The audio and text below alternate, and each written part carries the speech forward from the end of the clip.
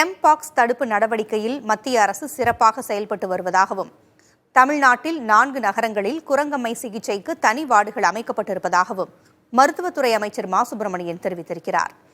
சென்னை விமான நிலையத்தில் ஆய்வு செய்த பிறகு செய்தியாளர்களுக்கு பேட்டியளித்த அவர் இவ்வாறு கூறினார்.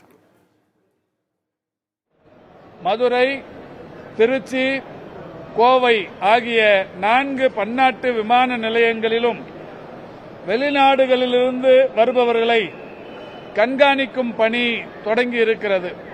பன்னாட்டு விமான நிலையங்களை ஒட்டி இருக்கிற அரசு மருத்துவக் கல்லூரி மருத்துவமனைகளில் குரங்கு அம்மைக்காக பிரத்யேகமான வார்டுகள் இன்றைக்கு 10 படுக்கைகளுடன் கூடிய வார்டுகள் இன்றைக்கு தயார் நிலையில் இருக்கிறது.